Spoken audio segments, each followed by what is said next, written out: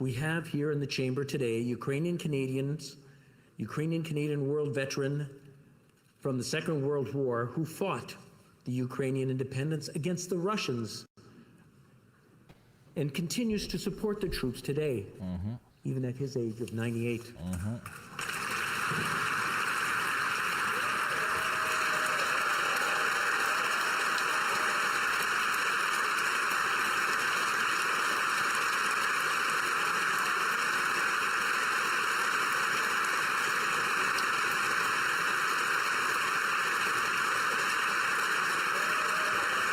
I might just have to start every show with this to remind everyone for an eternity.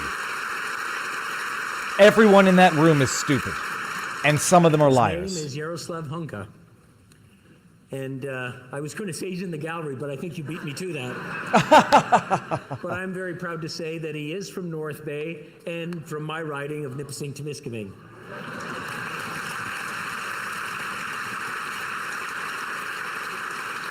He's a Ukrainian hero, a Canadian hero, and we thank him for all his service. Thank you. I want to replay this again because there's Christian Freeland standing up first to do it. I'm looking for Greg Ferguson here. Can't find him. Greg Ferguson, the new House Speaker who replaced this guy. I want to just actually let it play one more time because I think I just noticed something. I can keep going. There you go. Let this soft mineral melt on. No, bloody hell! I don't know what that is, and I don't want to see it. Oh, another ad. A lot of people think that in order to conceal carry... Okay, I want to just play it for 1 second because I think I just noticed something. Remember Anthony Rota's excuse, or at least Justin Trudeau's excuse, was that he was an invitee by Anthony Rota and it's his fault and his fault alone, being this guy who had to resign and got replaced by Greg Fergus, ethics-breaching, liberal political trash, just like all the other liberals out there. Look at his face when he announces the guest. He looks surprised. We have here in the chamber today Ukrainian-Canadian world veteran from the Second World War. I'm telling you, he's reading something that he didn't write, and it comes out as a surprise to him. He's not reading something that he wrote because he's struggling to read it. We have here in the chamber today Ukrainian-Canadian world veteran from the Second World War. Surprising to me. Fought. Anyhow, it's all bullshit. We all knew that Rota was merely the fall guy. He was not the guy that was responsible for it.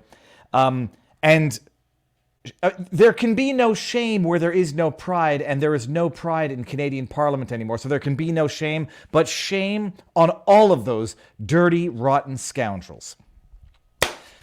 Okay, short notice stream again. I like to say short and sweet are the notices, much like Viva Fry. We're going to talk about... Look, I had the ordinary stuff on the schedule. There's been an arrest of the suspect in the... I forget the guy's name who got stabbed to death in Brooklyn. Carson? Anyways, I forget his name, and I don't mean to be disrespectful. I just can't remember names. There's been an update in that. And there's some other equally interesting details in that story as relates to a GoFundMe that has been set up. So we're going to talk about that afterwards. Or at least that was one of the 3 subjects that I planned to talk about today. The second of the 3 subjects... I'm scouring the internet for Letitias James quotes from the past. We're going to talk a little update, the daily updates in Trump's New York trial in front of Judge Engoron, the man who has every tool under his belt to allow him to come to whatever judgment he wants based on his own emotions and biases. Ryan Carson, thank you very much, Holly Carp. We're going to talk about the updates in that trial, and I'm just pulling up clips of Letitias James from years past, where she has been hell-bent on finding the crime of the man that she has been shown, that being Donald Trump. Third subject is actually an excuse to talk about the guest I'm going to have Saturday. I'm going to have Saifullah Khan, who is the Yale student, and I hope I'm pronouncing his name right. I asked him just to make sure how I pronunciate it, as Barnes would say.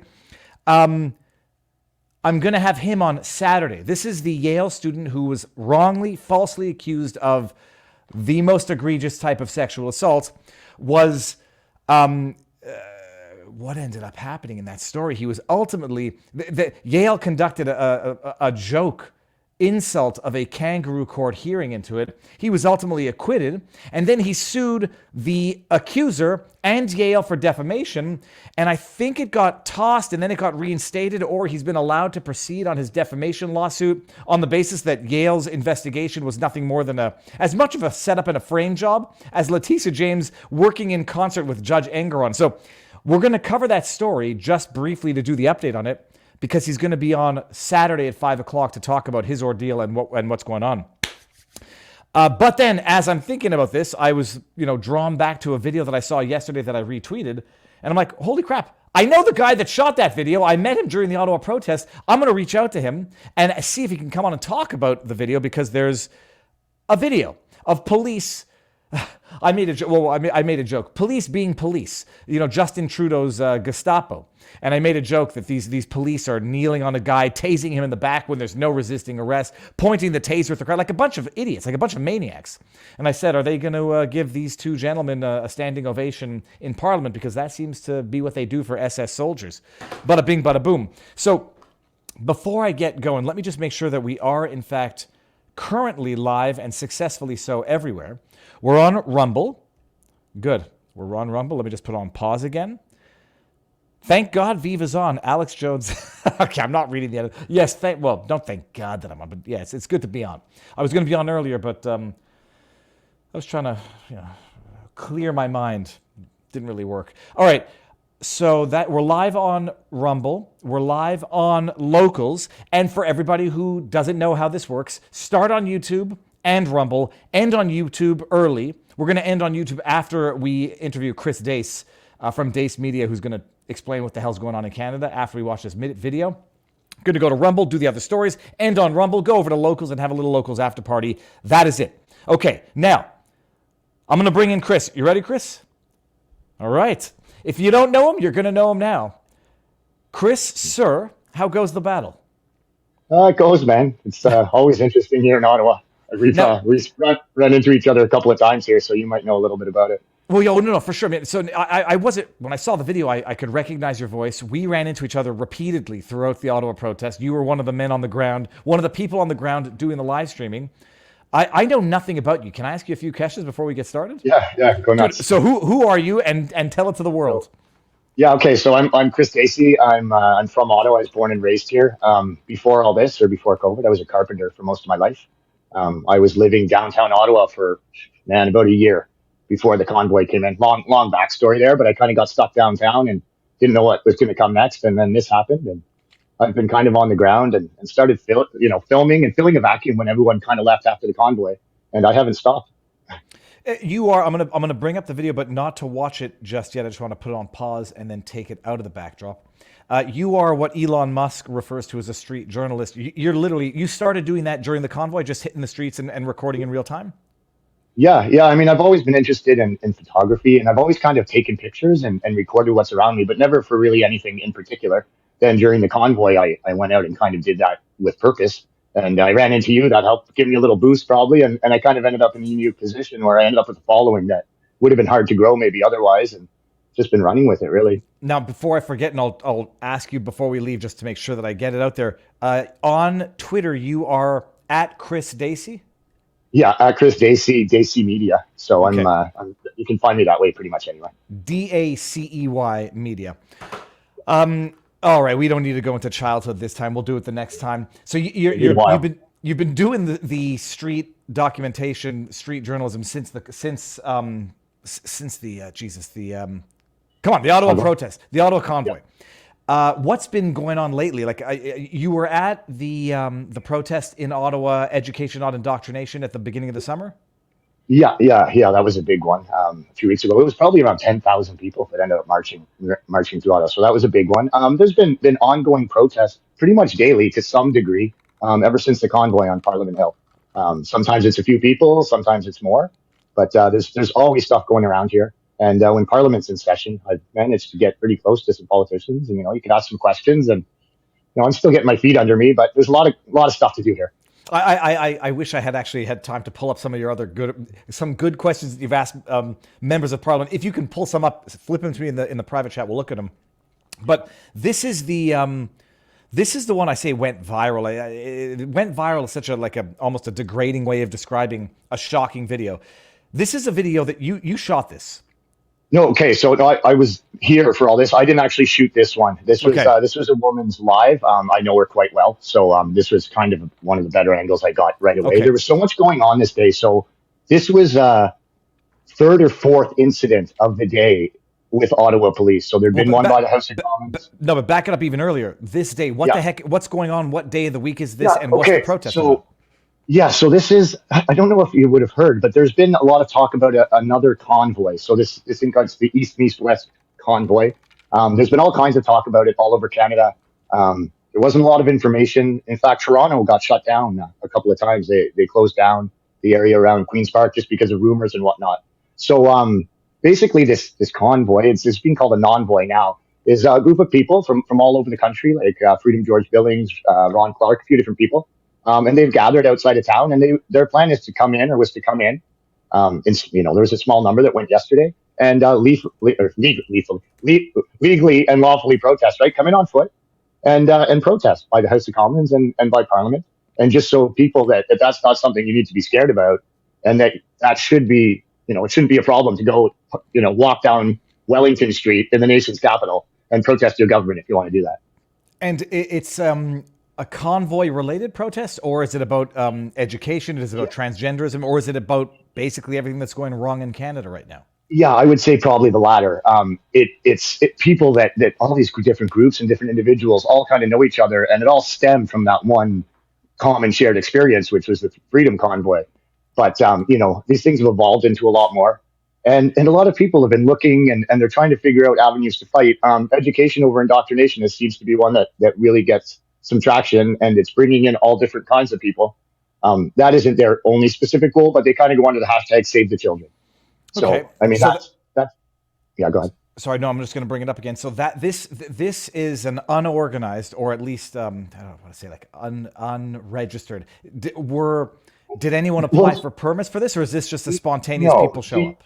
Yeah, so to use the words recently, I think it was Hamilton Police, anyways, an Ontario Police Force put out a tweet about unsanctioned gatherings. Like that, is that a thing now that we need to sanction all our gatherings? Well, I'm pretty sure a protest is necessarily an unsanctioned gathering. I'm pretty sure, unless the Charter of Rights only meant, obtain a permit to protest, in which case it's not a right, it's a privilege, but okay. Well, as my good friend Patriot Smoothie likes to say, no matter what a protest is a protest is a protest is a protest. And you don't need a permit to protest. If you want to go on Parliament Hill and use loudspeakers and things, then you need to deal with them. But if you're just in the street and want to protest and hold a sign or do whatever, I mean, that should be well within your legal right. All right. So what day of the week did this occur on? This was yesterday. All right. And this was, I say, a disorganized non-voy. Do you know how many, you were on the streets as this happened? Yes. Yeah. So I was there the whole day for all these areas. And what did the protest look like? How many people were there? Where was it? Were the streets closed off? If you can describe it. No, I mean, it was I would call it a relatively small group. I'd say at most 100 would be pushing it at the very largest. It started out as kind of like 20 or 30 people. Okay. And just some flags, some signs, various signs. And at first it was at the House of Commons.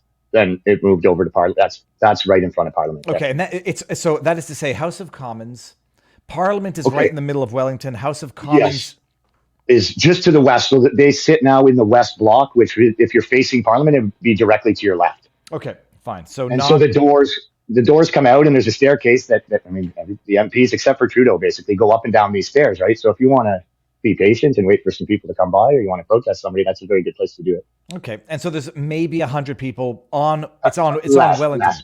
Okay. Yeah, but it's on Wellington and on the sidewalks, I presume. Yes. The street was open the whole time. No problem. Okay. So now I'm going to play this through here. Do you know who this guy is? Yeah. So this is a gentleman by the name of Billy Dalton. I may have identified him as a senior, and all that I'm hearing now he's 54. I'll try to confirm that. The point is he's not a young man. Wasn't trying to misrepresent the truth there. No, and from what I understand, has a history of heart condition or heart disease or heart attacks. Yeah. So that I got that directly from his partner. Okay. And so I guess I don't even what happened leading up to the image that we're seeing right now, but we're going to watch the video. Yeah. Okay. So there's a few things.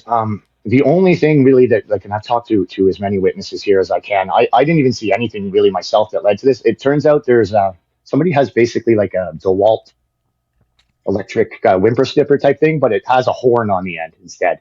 So it's kind of a loud horn. He may have honked this horn once, and then he walked into that intersection, and the police came from behind him and basically took him. And then that's kind of where the video starts. I'm sorry. I was describing the image as though the screen was already up, and I forgot I didn't have it up. Yeah. So, right.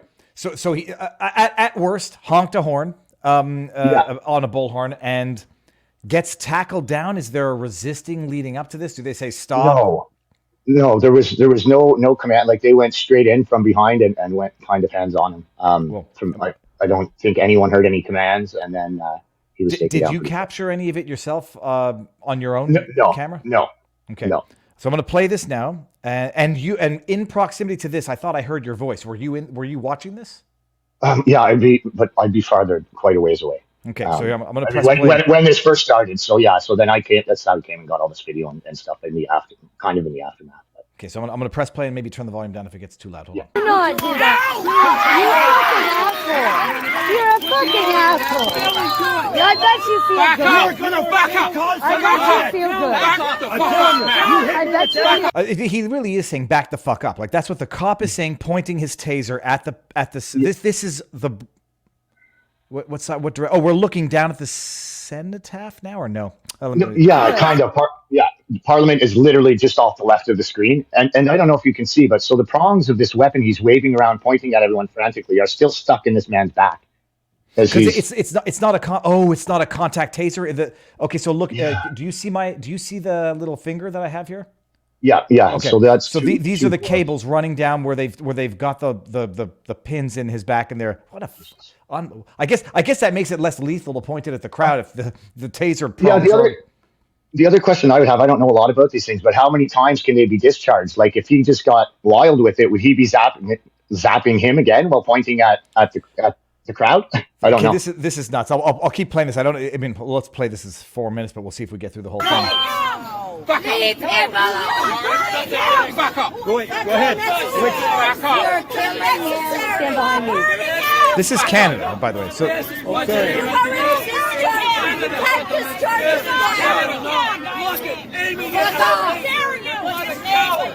I hope he does, because I'll sue the balls off of him. I will sue the balls off of him. No, you won't. This is forceful, man. Man, can you control him? He's just being brutal. He has no balls. Don't worry. You're lucky you didn't tase me, bud. If you wait 1 second here. Yep. So as they take him away in cuffs, right before that, it's kind of relevant. So watch them as they're walking him slip. He also may have slipped during this whole thing in the initial occurrence. But watch these two. He slips again, and the officer and him go barreling down. And from that interaction, there's a guy in behind that the agitated officer turns to, and he ends up getting arrested as well. So a second person gets arrested. So lucky you didn't tase me. Yeah. Big man on campus. Oh. Huh. Well, that's karma. He didn't do anything, man.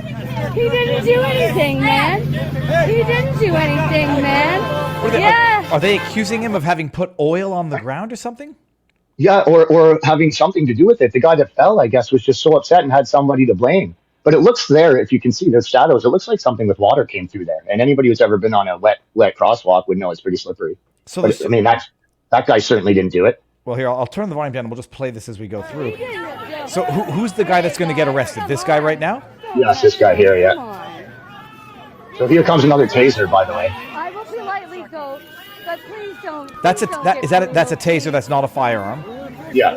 Okay. Come on, they were peaceful. And the police here, are they RCMP or are they OPP? Everybody back up. OPS, Ottawa Police Service. Okay.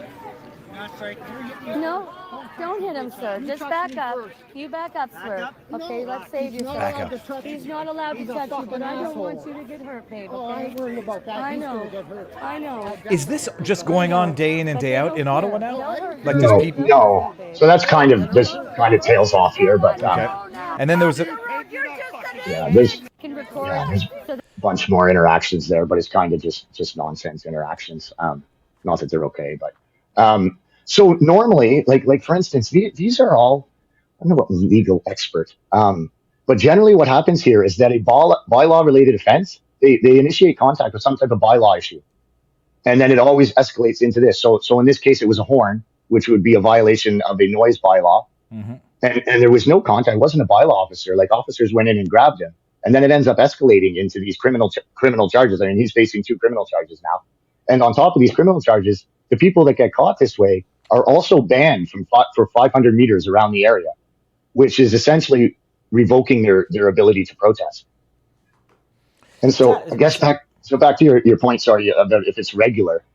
It happens sometimes, but very rarely. So normally every single day of the week, the guy down there got fined yesterday for $1,000, but he's down there every single day with a megaphone and speaker, and he doesn't get tackled. He doesn't get bylaw tickets. There's groups of people that go around with megaphones. There was people with megaphones heckling Tamara Litch and Chris Barber recently at their trials. So, well, that's actually was one of my other questions. Were there any counter protesters? Anyone from the other side? There was 2 of them kind of present at a few times during this, but they weren't being a problem. The problem came from police. OPS, Ottawa Police Services, not Ontario Provincial Police, and not the RCMP. This is the update that you retweeted, which is update. Billy Dalton is back home after being tased. And they tased him more than once. He's had 2 previous heart attacks. His wife vocally informed the police of his medical condition. He was not resisting arrest, nor did he initiate the confrontation. Man, so that's it. Have you heard any other word from him? Yeah. So that's a good friend of mine, Patriot Smoothie. Follow him too if you guys don't. So I got that info yesterday. I've spoken to his partner today. I haven't talked to him directly yet today. He's in rough shape. He's having a lot of trouble moving around, and he's pretty sore. But I mean, he's okay, relatively speaking. He was released last night, not too long later. A few hours, released from jail or from the hospital? Yeah, from jail, as far as I know. Okay. And then but I haven't talked to him yet, so maybe that's just speculation. Yeah. It's unbelievable. I mean, it's like now it's the status quo, the standard operating procedure for dealing with protesters on Wellington, in the capital. Dealing with the wrong kind of protesters, right? Because if people who follow me will have seen, there's groups of protesters who are allowed to come down the entire street. They can have noisemakers of any variety, blasting speakers. They can have electronic whistles, and they will come in escorted by police. We've seen the unions with propped up by Jag Meat, rah, and march around the hill. And I have video of them blockading a bridge into Quebec. So it really is very dependent on who you are. You did ask a parliamentarian, I'll call it a provocative question. I forget who it was, and I forget what the question was, but I know that I saw it and heard it. I've asked a few. I'm scrolling through your timeline to see one of the classics that I can show. Yeah. But there's the big news. Oh, by the way, what kind of dog? You have a dog also, right? I lost her a little while back. Actually, she got hit by a car. In Ottawa? I did. No, I took a trip to the East Coast, and she got it under the fence. Okay, that's traumatic. I'm sorry. She was an Australian Shepherd, Vivi. Yeah, a lot of people would miss her that know me. We all miss her, but she was a wonderful dog. We had a good run. I'm sorry about that. That's actually very kind of you to know and ask about it. But yeah. No, because there's a few things I remember, like I said, like bikes, kids, and dogs. But she was a memorable one too. Yeah. So what? And now, okay, so this is good. So are there other protests over the weekend scheduled, or like how does it work for you? So it's not so much that it's like big protest schedule, but yeah, there's going to be a presence in different areas from various people, right? So it's not like there's not a big group with like this master plan or anything. It's just people that want to protest, and they're going to come in groups. It's not cars or anything, so it shouldn't be a problem. But I don't think people are just going to stand by and give up their right to protest because of what happened yesterday. I do think that we need to be very careful about how we do things. I've always thought that.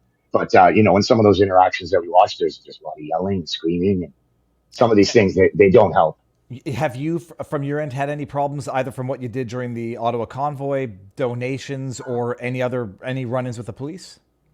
Yeah, I mean, I've had some close instances with the police. After the convoy, we're live, by the way, Chris. after the convoy, I called out at the time acting Chief Bell, on a live, and I went back to my place, and a couple of minutes later, I got a bang on my door.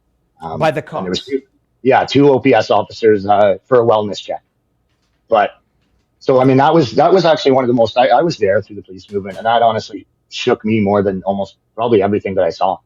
Um, Well, to know that, it's better a wellness check than a swatting. I mean, I think in America yeah, the for wellness sure, for checks are sure.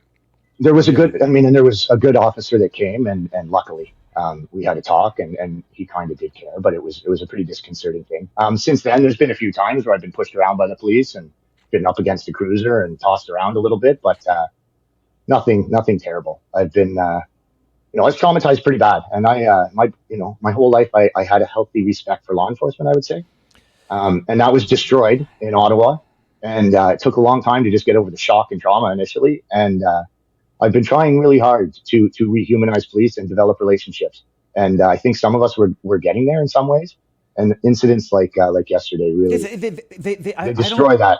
I remember being so wet behind the ears and naive that I said when Artur Pawlowski referred to them as Gestapo and Nazis, like, oh, that rhetoric might have been over the top. I mean, there's no other way you wouldn't describe Nazi, them as maybe. Nazis. You see the way these guys, they're like a neon and elderly guy pointing their tasers like a bunch of frantic idiots, like they're under January 6th attack in their own minds. It's crazy. Well, I and still, maybe they are.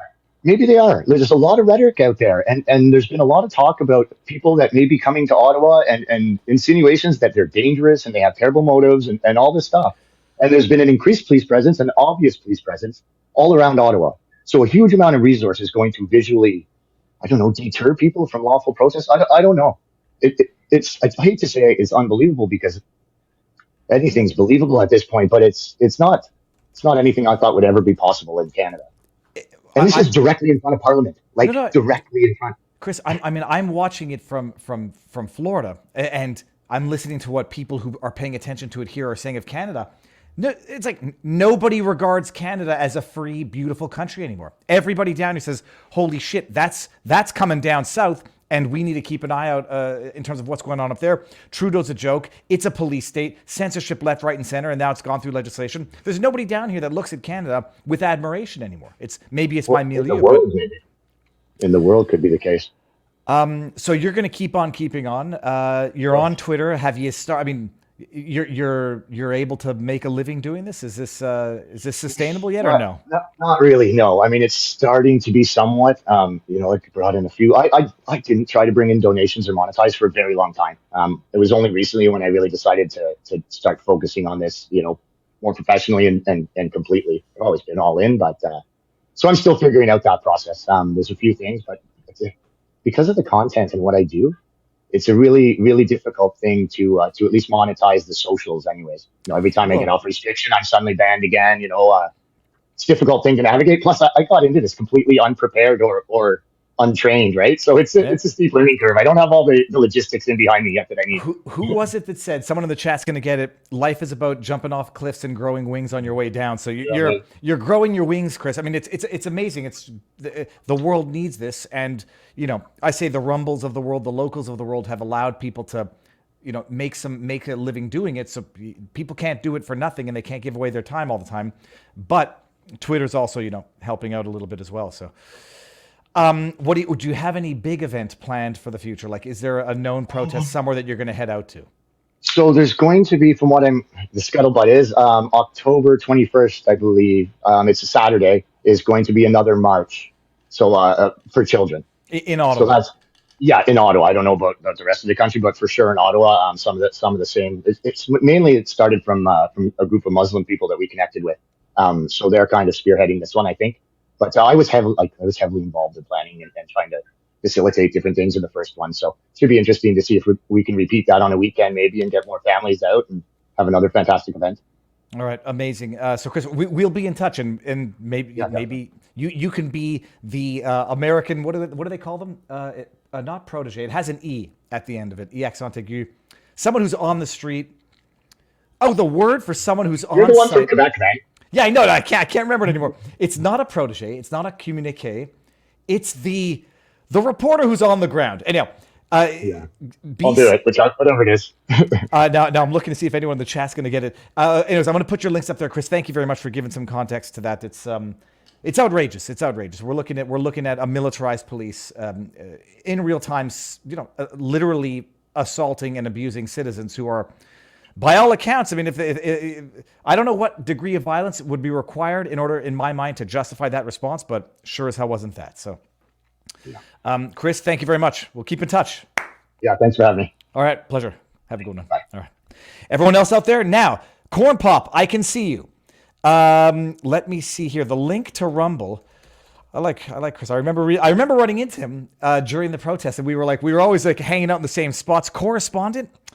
That might have been the word, actually. What the hell am I thinking of with the accent aigu? Come on, Viva, get your stuff together. Yeah, get out of the U.S. before it's too late. At some point, if the U.S., I mean, this is the internal discussion I've been having. Get out of Canada before it's too late. Get out of the U.S. If the U.S. falls, I mean, that is the last bastion of freedom on earth. Then you're just picking like, okay, well, am I going to be better off in Poland or Russia in terms of avoiding communism or the Western form of communism? Dude should start a Patreon. Patreon's the wrong way to go, Evil Fandango. I'm going to tell Chris he should start a Locals because that is the Patreon without the politics. And it's exponentially better functionally than Patreon. Patreon is the go F me to video hosting platforms, whatever the hell they call it. All right, so now what we're going to do, we're going to go on over to Rumble. So let me just do the get your butts to Rumble. And the link is there. And we're going to end this on YouTube, and we're going to get into the other stories of the day. And I'm going to finish my Celsius. Hashtag still not.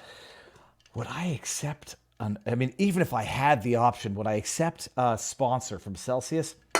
I use it. Thus far, it's been working to burn fat. All right, we're going to end on YouTube, everybody. Come on over to Rumble, and then we're going to go over to vivabarneslaw.locals.com. Hold on. See, I got to get better. I got to get better at actually plugging my own stuff here. If you want to support, and you don't want to give a super chat, you don't want to support YouTube, and I don't know, you don't want to give Rumble Rant, or you don't want to sign up for the $7 a month, $70 a year on vivabarneslaw.locals.com, go get some awesome merch. But maybe you don't want to have your own Wanted for President mugshot shot glass. I don't have the mug here. And you want something apolitical, neutral, you can go get the We Are Here shirt, above average. I love this one. You're above average, although I don't know why it only tapers off at 150. I like to think my IQ is much higher. And then we got all the other merch, bumper stickers, fun stuff. Here, let's just see what we got here. Bumper sticker. You got taxation isn't theft, it's armed robbery. That was my expression. I think I created that. We'll be wild. Politics ruins everything. The classic. All right, now we're going to end it now that I've shamelessly self-promoted my own merch, our own merch, ending on YouTube, going over to Rumble. See you there and now? Okay. What do we start with? I want to start with Letitias James. Yeah, I have to. Some of these things. I've just been going through, scouring the internet and pulling up. Oh, no, you know what? Let's just cleanse our palates before we get into Letitias James, and let's vomit with this classic blast from the past 2 days ago. L'honorable. Très honorable. Ah! Lizard tongue. Mon première erreur. My first mistake. Oh, excuse me. I'm sorry, I almost retched in the collective faces of the internet. Letitias James' trial, her persecution of Trump. What do they call it? I think they're called bills of attainder. When you pass a piece of law specifically directed to target one individual, it's illegal. When you campaign on a platform to prosecute one individual, my understanding is it's similarly illegal or unlawful for different reasons. Letitias James, for those of you who don't know, campaigned off the policy of prosecuting Trump and Trump entities for whatever the reason. I mean, the thing is, literally for whatever the reason, because if you had asked her reason 5 years ago, this would have been it. Letitias Tish James. Oh, she's so cute and quirky. Oh, imagine I run for office and I'm like, vote for David, Viva Freiheit.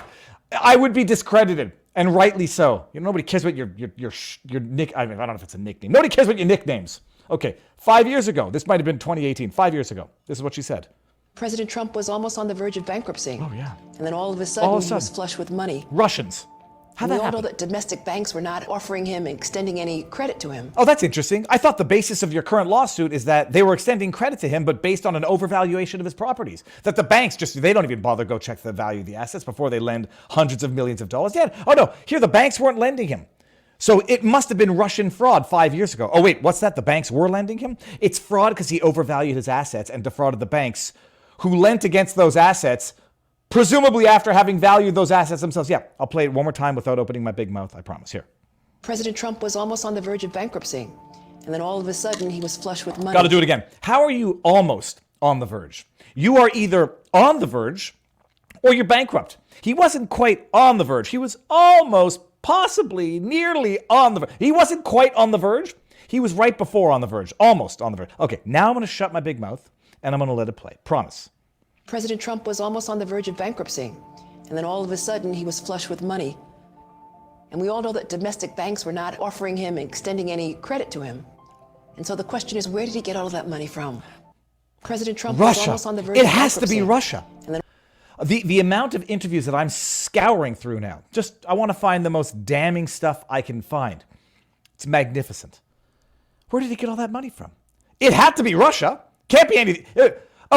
We all know that the domestic banks weren't lending to him. Oh, but they did, Letitia. And now your argument is that they lent to him because he tricked the poor big banks into lending him money by he said my property's worth $1 billion. And the bank's like, okay, Donald Trump. I mean, we know you've had bankrupt entities before. We're just going to take your word for it. We're just a stupid little bank, wet behind the ears, babe in the woods bank. Here's $1 billion. Oh, how dare you overvalue your assets and trick us, the innocent little banks, into lending you big bad Donald Trump money. Just wonder if it was the same banks that were actually managing Jeffrey Epstein's money. The innocent little banks, they got exploited by big bad Donald Trump. Anyhow, they're into day 3 now of the trial. After the judge, on summary motion, determined that, Trump, as a matter of fact, fraudulently, enhanced, increased, exaggerated the prices of his assets. We'll get to that in a second. But Fani Willis, treating Trump like every other defendant, is giving her daily updates of the trial? Hold on. We'll watch it again in a second. Watch again, but I don't really want to. Oh, I heard the potching of the mouth. Okay, I shouldn't make fun of that because I probably do it myself. New York Attorney General James. They should just say NYAG, Tish. We love Tish. Everybody loves Tish. When was this from? October 4th. That's from yesterday. My eye is itchy. Oh, God, my eye is itchy. That's really itchy. Hold on a second. I'm going to scratch that. Okay. 9:54 p.m. 954. I think that's actually the area code for Florida. How interesting. All right. Today was the 3rd day of our trial against Donald Trump and the Trump Organization, regardless of how many dangerous, racist comments the former president makes. At least she's referring to him as the former president. In other interviews, she says 45 and the man occupying the White House. I guess now, if she says that now, she might get indicted for election denial. Oh, and his racist comments were what he said, that he's being screwed because he's not getting a jury trial. We explained that reason yesterday. No, racist. It's an amazing thing, eh? Now, you can't criticize Letitia James because she's black, and if you criticize her because she's black, let me rephrase this. If you criticize her and she's black, it has to be because she's black. So if you criticize Letitia James, you're racist.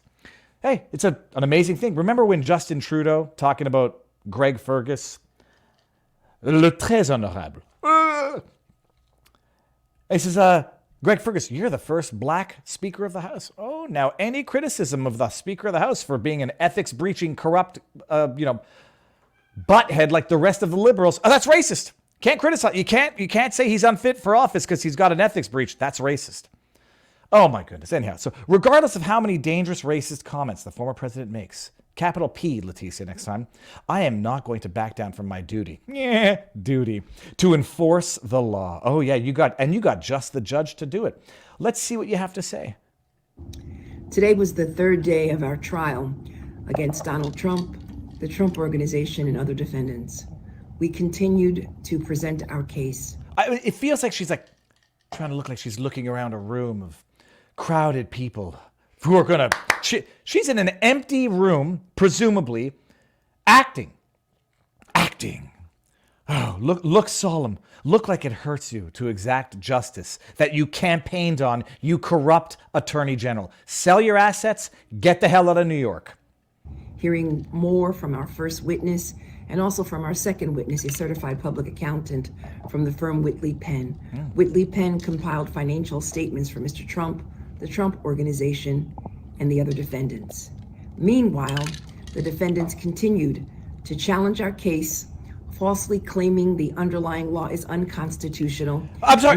Let me pause you there. Falsely claiming the underlying law is unconstitutional?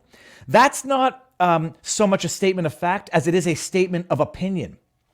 One can challenge the constitutionality of the law. I don't know if there's a determination already from the highest court of the state confirming the constitutionality of this ambiguous law that apparently can create fraud out of thin air that can affect anybody and everybody willy-nilly, depending on the political predilections of a corrupt attorney general. You don't falsely claim that a law is unconstitutional. That's clearly a matter of legal opinion. But anyhow, let's details. Unconstitutional and other baseless claims, including that this is a witch hunt. That is... I'm just going to let it play. Okay. Executive Law Section 6312 is the primary law used by my office in affirmative litigation. It is a special law giving the Attorney General exclusive power to investigate repeated and persistent fraud in business. No matter how much money you think you have. Dangerous and racist comments. Oh, now they're dangerous comments. Now they're dangerous. They went from being racist. Now they're dangerous and racist. Oh, but if she says that they're dangerous and racist, does that mean that Trump is intimidating the Attorney General? Oh. She said, you do see how all of this works, right?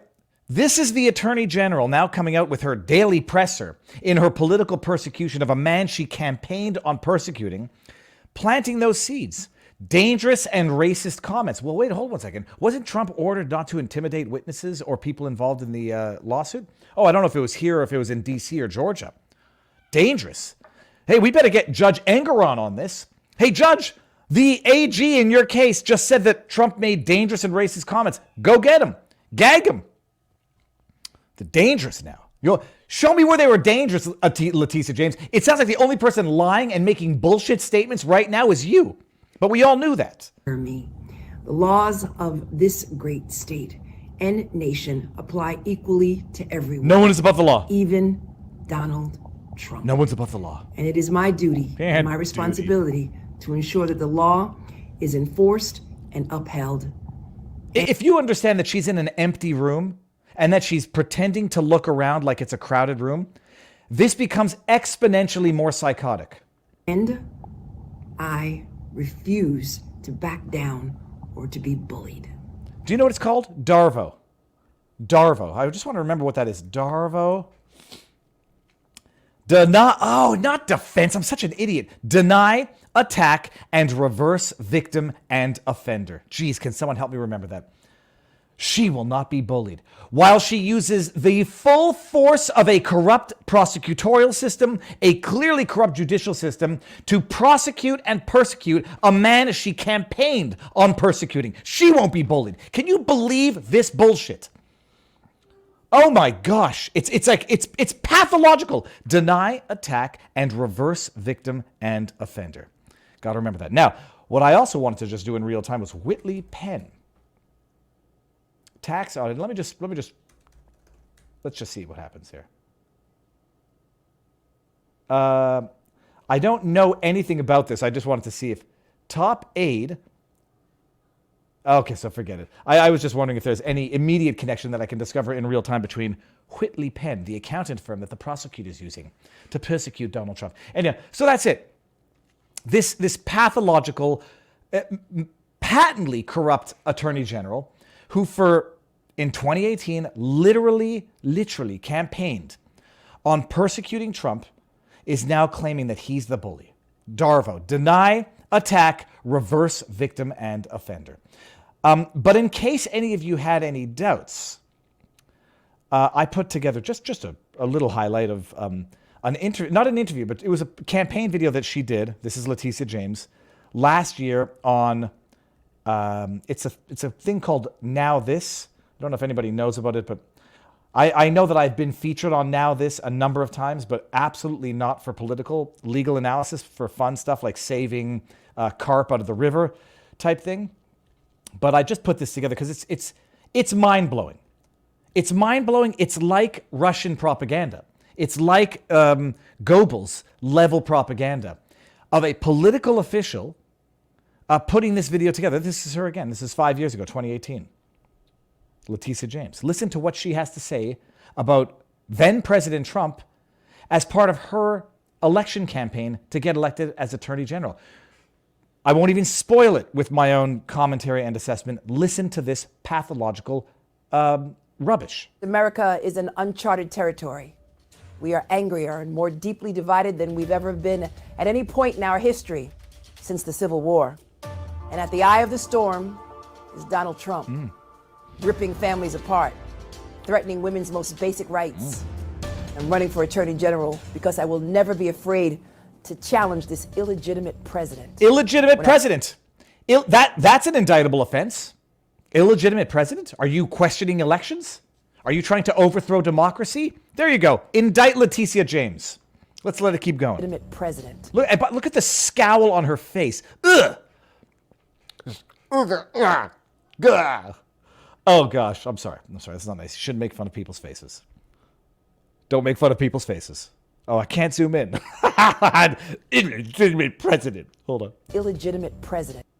Oh, it's an amazing thing. You can actually, I believe, as far as body language reading goes, genuine scorn in the eyebrows. Like she hates this man. Look at that face. That's the face of genuine scorn. It's in the eyebrows. It's like, Okay, let's let it play. President, when our fundamental rights are at stake, from the Muslim ban to efforts to deport immigrants, to denying transgender students the ability to choose whatever bathroom they want. Oh, whatever bathroom they want. And if they want the girls' bathroom one day, they get that bathroom. They want the boys' bathroom, they get the boys' bathroom. Whatever they want. All of this is lies, by the way. The Muslim ban, lie.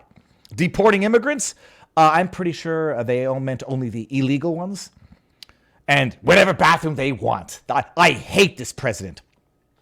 Rolling back regulations to protect our planet. Colluding with foreign powers. That's a lie. That's a lie. Putting profits over people. I don't even know what that means. Dividing us in ways we haven't seen in generations. Oh, yeah. I believe that this president is incompetent. Incompetent. I believe that this president is ill-equipped to serve. So I'm going to go take him out at a state level with a politicized state prosecution for what I could not possibly do at the federal level. Oh, impeachment? Screw it. I'll just go after him at the state level. Elect me, New Yorkers who loathe Donald Trump. In the highest office of this land. And I believe that he is an embarrassment to all that we stand for. Oh, okay. He should be charged with obstructing justice. For what? I believe that the President of these United States can be indicted for criminal offenses. Oh, yeah, that's good. We would join with law enforcement and other attorneys general across this nation in removing this president from office. In addition to that, the office of Attorney General will continue to follow the money because we believe that he's engaged in a pattern and practice of money laundering. Oh, money laundering. Laundering the money from foreign governments here in New York State, and particularly related to his real estate holdings. Oh, but that didn't pan out now, did it? It's important that everyone understand that the days of Donald Trump are coming to an end. That's a threat. It starts with electing an Attorney General who will never back down when Trump or anyone else threatens our rights. So I hope that you will join me and vote on Thursday, September 13th, in quiet dignity. Quiet dignity. In defiance. Defiance. Can you imagine? Hold on, let me just press play one more time here. So I hope that you will join the state, and particularly related to his real estate holdings. It's important that everyone understand that the days of Donald Trump are coming to an end. Can you imagine if Donald Trump came out and said the days of Letitias James are coming to an end? Can you imagine what would happen if Trump said that? The days of Judge Engoron are coming to an end. He'd go to jail. But Letitia James can say it. The days of Donald Trump are coming to an end. Link to tweet. No, she can say that. Because when she says it, she means it peacefully, legally, lawfully. Imagine the outrage and the judicial backlash if Trump were to suggest that anyone's days were coming to an end. Holy crabapple. So that is the latest, I think, but there was one last clip because, Joe Rogan was talking about it with, who was Rogan talking about it with on Rogan earlier today? I was listening to it. Oh, the guys from Trigonometry. I always forget their names, but this is, and we'll get into the common misunderstanding where the talking point now is the judge didn't say the properties were worth the judge didn't say the Mar-a-Lago property was worth $18 million. That's a lie. That's misleading. Yeah, let's look at this. The Mar-a-Lago controversy of the pricing or the inflated value of the house. The Mar-a-Lago. The judge on summary judgment didn't, apparently, by the talking points, didn't say that Mar-a-Lago was worth $18 million. He just said it's appraised at 18 to 27 million, and Trump valued it at over $1 billion. Clear fraud. The judge ruled that it was worth 18 million. It's 20 acres in like the most expensive real estate in that area. Like a house down the street from it, much smaller. It's just sold for $50 million. Wow. Even if Forbes said it's worth somewhere between, see if what Forbes said. I think they said it was worth between $300 and $700 million. And they were saying that it's worth 18 million. It's like they don't even try to pretend. Yeah. Like why does no one trust the mainstream? If the guy says his house is worth $1 billion, right? Yeah. And then you come along and say, no, it's worth like 800 million. Forbes says it's worth as much as 700 million. We'll call it 700 million. Now you got a reasonable argument. Yeah. But you have a reasonable argument for an overvaluation, not fraud. You have a reasonable argument for a disagreement. I say it's worth X and you say it's worth 2X. Well, when the judge says he overinflated it by 2,300%, that's because he's assuming it's the baseline valuation, $18 to $27 million. So don't you liars out there come out and say the judge didn't say what the judge said, but don't take my word for it. I'll show you in a second. But if you say 18 million, like you got to know, that's like a palace. The place is a palace. It's 20 acres. Wait till you hear what Get Joe the has fuck to out of say. here. This is crazy. You can't do that. That's like too obvious. That you don't give a fuck about the truth. They don't. You don't give a fuck about the truth. True that. So there will be people out there saying he didn't say it was worth $18 million. He just said it was appraised at $18 million. To which I say, what am I on here? To which I say, you are either the liars or the ill-informed ignoramuses. This is from the judge's decision. At whatever page it's at, 26 of 35, the judge says, from 2011 to 2021, the Palm Beach County assessor appraised the market value of Mar-a-Lago at between $18 million and $27.6 million. Notwithstanding, the SFC's values do not reflect these land use restrictions. Donald Trump's SFCs, I forget what that stands for, value Mar-a-Lago at, let's just say $426 million and $612 million, an over-evaluation of at least 2,300%. That's from the judge's decision, you idiots out there who say the judge didn't say it was worth $18 million. He just said it was appraised at $18 million. No, because the judge just found in his own ruling that Trump overvalued it by at least 2,300% compared to the assessor's appraisal. And what does he go to conclude from that? It drives me nuts. Like, nobody can be this stupid. They can only be dishonest. He goes on to conclude, this argument is wholly without merit. At the time in which the defendants submitted the SFCs, the restrictions of the property were in effect, and any valuations represented to third parties must have incorporated these restrictions. Failure to do so is fraud. Assets values that disregard applicable legal restrictions are by definition materially false and misleading. Accordingly, the Office of Attorney General has demonstrated liability for the false valuation of Mar-a-Lago as appears in the forms. Why? Because he overvalued it by 2,300% based on the appraisal of the county.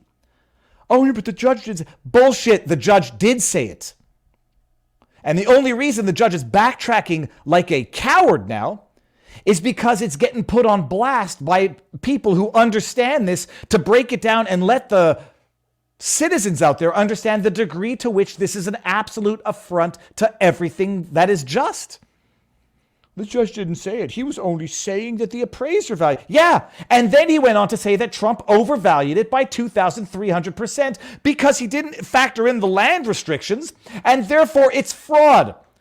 In the judgment, go read it. Although you wouldn't even understand it if you did go read it, some of the people out there saying these things. And as if there's not a difference, by the way, between the county appraisal and a bank's valuation for the purposes of using a property or an asset as collateral to a loan. As if this judge is not this stupid. He's not. It's not that the judge doesn't understand the difference. The judge is a corrupt political hack, as confirmed by all of the statements he said 8 years ago. I want to come to a conclusion, and I've got the tools to allow me to come to that conclusion. So this trial is bullshit. It's a political persecution. There was one, I haven't clipped it together yet, a previous interview of Letitias James where she's saying to a podcaster that she's being interviewed by, oh, this is a civil case, so I can't put anyone in jail for this. Oh, but we're also pursuing criminal fraud against Trump. We're also pursuing other criminal cases against Trump in New York as well. So we'll get him there. Don't worry about it. She didn't say that verbatim. That was the implication. She can't put him in jail. She can only issue fines, cancel business certificates, liquidate assets, sell your stuff, and get the hell out of New York State. But the judge said it. And anybody who says otherwise is either dumb, a liar, or a little bit from column A and a little bit from column B. Now, moving on, I did not notice that we have some humble rants that I shall read, because I have not yet read them. I love seeing the clock in the background. Yes, 13:50. Okay, it says Thursday. I thought it said Saturday. Embedded reporter, Sammy, thank you. That's the better term. I'm not your buddy guy. We're in the endgame of global tyranny taking over. There are multiple Western elections coming up. Intel will flex their power for a global outcome. This is our last chance at stopping true evil. I'm not your buddy guy says this fraud trial is the perfect to a T example of communist show trial. You show me the man, I'll show you the crime. And not just that, we're going to avoid the uncertainty of a jury trial. Remember, because it's a provision of law, we discussed this yesterday. It's not a jury trial because they didn't check a box. It's not a jury trial because it's under some specific provision of law, 6312, that there is precedent to say doesn't go to a jury trial. What do they say? That gets like a penalty in equity. I forget the exact reason. I'll flesh it out with Barnes on Sunday. So there's no jury trial. This judge issues a summary judgment or a judgment on summary motion. As a pure, uncontested matter of fact, the property's worth between $18 and $27 million, an overvaluation of at least 2,300%. Done. And now what the hell they're going on? It's a kangaroo court. Actually, I wouldn't mind having a kangaroo coat. A kangaroo court communist show trial. You know, even worse than Otto Warmbier, because at least nobody took the court system in North Korea seriously. Let's see, I saw a highlighted comment and I saw the word agree, so I want to see what that says. Oh, where did it just go? It said, yep, I 100% agree. Oh, son of a bee sting. Where did it go? Oh, yep, 100% agree. We are in the very last leg of takeover. That's America First PHL. And then the last one was Astro Sweat. Was fun seeing you in the whiskey capitalists urinals. Yeah, we had a lot of discussion about dirty urinals last night, but I guess it's fitting for the times in which we are living. Okay, so that's it. That's the latest in the show trial. I wanted to do one thing while we're here. Let me go back and check monetization on YouTube, refresh, and add the commercials. Add ad breaks at 9 minutes, 18 minutes, and 27 minutes on the YouTubes. Okay, that's for the first half hour of the show. And now that we're on Rumble, yeah, they got to get mid-roll ads on Rumble. So that's the latest from the show trial out of New York State. But and I'll say it over and over again: when anybody says I follow the law and I follow the facts, they're not. They're lying. Period. Because when you do that, you don't need to tell people you're doing that. The only time you need to tell people you're doing that is when they're questioning whether or not you're doing that, because you're not doing that, and you need to reassure them that you're doing that because you're not doing that. Say that 5 times fast. Okay, next. Daisy Media. I'm just going to close a couple of the windows back here. We're going to get into the Carson stabbing. I hate these stories. Because, I mean, look, they're awful stories. That's right. They're awful stories because there will be not a question of people trying to go with the shout in front of. There will be people who are going to say, I saw an interesting expression, you deserve what you tolerate. I don't know who said it, actually. Let me just see if I can't find quickly who said that. Google, you deserve what you tolerate. Who said it?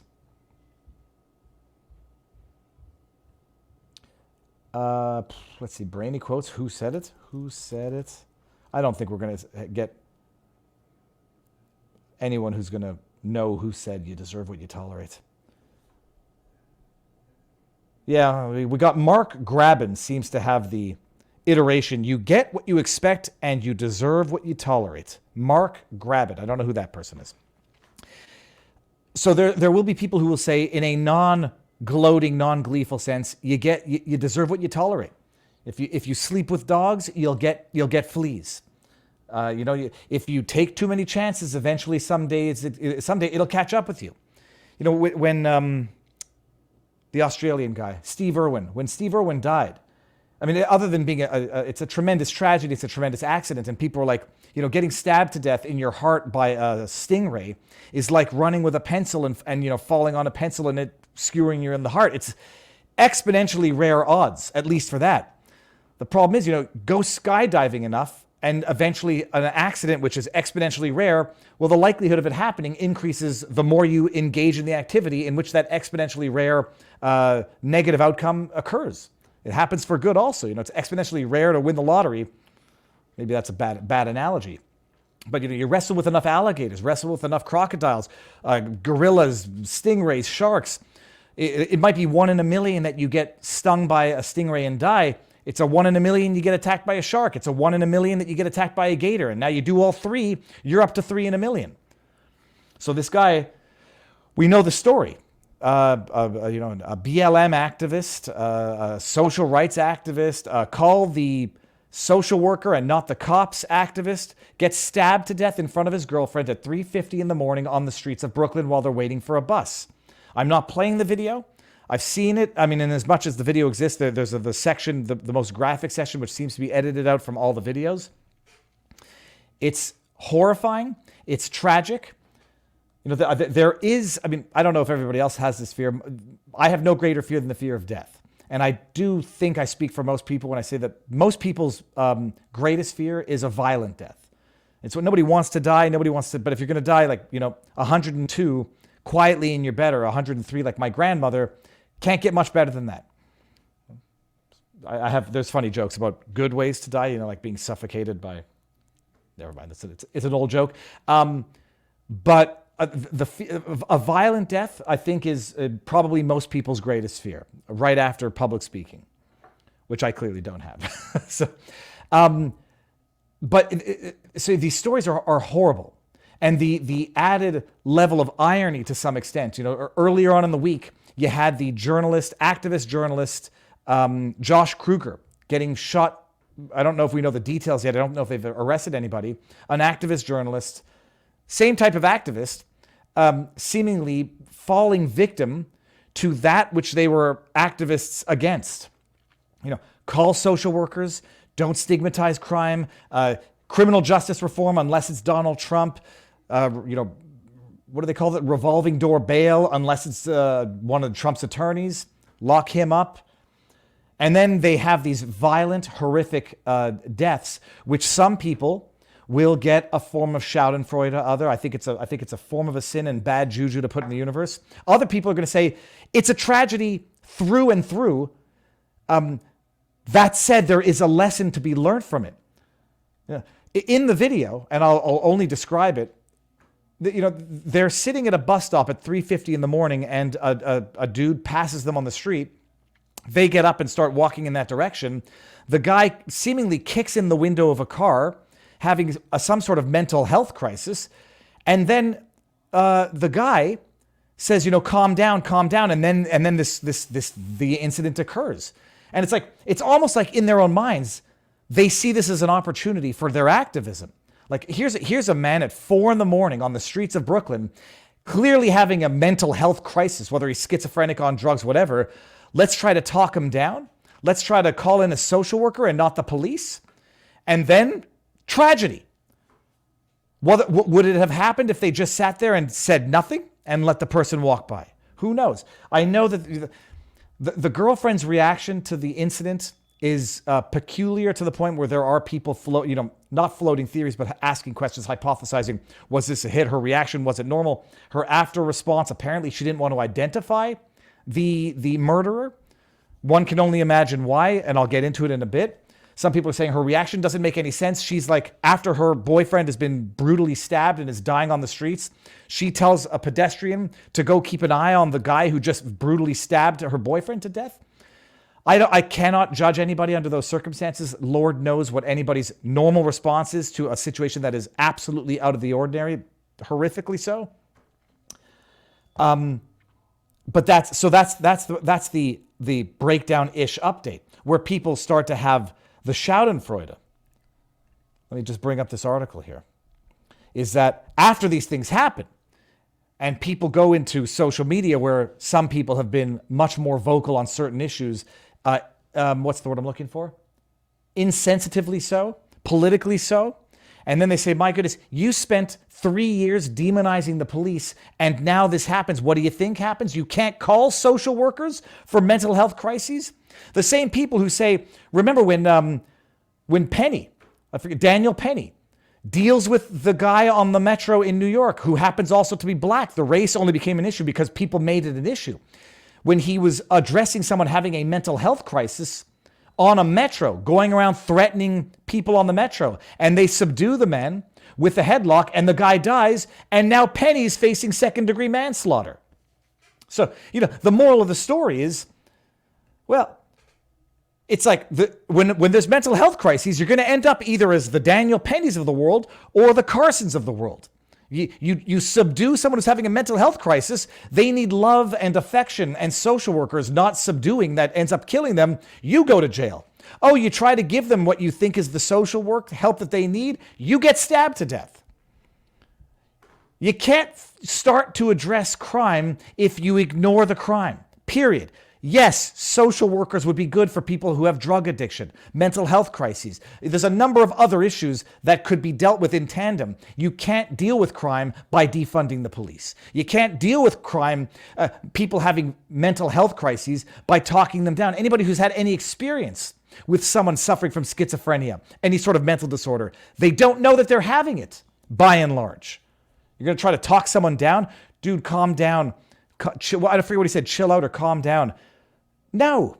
And then when you've been insensitive and politically active and then tragedy befalls, people go, look, the internet is forever. This is from sportskita.com. I've seen this outlet a few times. The girlfriend of the victim was caught wearing an all cops are bastards shirt. Was caught, BLM, cops are bad protests in 2020. From the article, the stabbing death of Brooklyn activist Ryan Carson in front of his girlfriend, Claudia Morales, has sparked a flurry of activity on social media, with people unearthing. Unearthing old posts from 2000 is not unearthing old posts. That's called reading a timeline. Wearing a shirt that said, all cops are bastards t-shirt in 2020 during the BLM movement. Carson, who was fatally stabbed in an unprovoked attack early Monday. He and his girlfriend were coming back from a wedding. He was a poet and activist. The incident caught on surveillance video showed the moment the 32-year-old was stabbed in front of his girlfriend. I'm not playing it. As the news of his death made national headlines, a volley of social media posts paid tribute to the environment activist who served as campaign manager at the New York Public Interest Research Group, a nonpartisan political organization focusing on waste. Several others also supported Morales, who witnessed the attack. They started a GoFundMe. We're going to get to that in a second. Let me just open that window up in the back. No, that's not. I don't want to do that right now. However, shortly after the internet came after Morales because of an old picture, they came after for a little more than that, but nobody should be doing that, period. Although there is a difference between highlighting the flaws in the policy that people support because of the real-life consequences that ensue versus going after. It's not schadenfreude if you highlight the horrific consequences from idiotic policy. And if you support idiotic policy and it brings about the horrific consequences, you're not being gone after for people pointing out that this is unfortunately the increased odds that occur when you swim with crocodiles and when you try to tackle stingrays. Okay, all cops are bastard. It's a critique of the role the police play in society. The term ACAB is also known to generate antipathy towards cops. Okay. And then Andy No pulled up some tweets. I'll give everybody this article. Okay. All cops are bad. BLM. It's Amiri King, I don't know who that person is. The man who was stabbed to death in Brooklyn bus stop in front of his girlfriend, Ryan Carson, was a radical left-wing activist and self-described member of Antifa. His girlfriend is pictured here with all cops are bastards shirts, a social media post condemning police, praising yada yada. How do I get past here? Did I just see no, I thought I saw Salty Cracker for a second.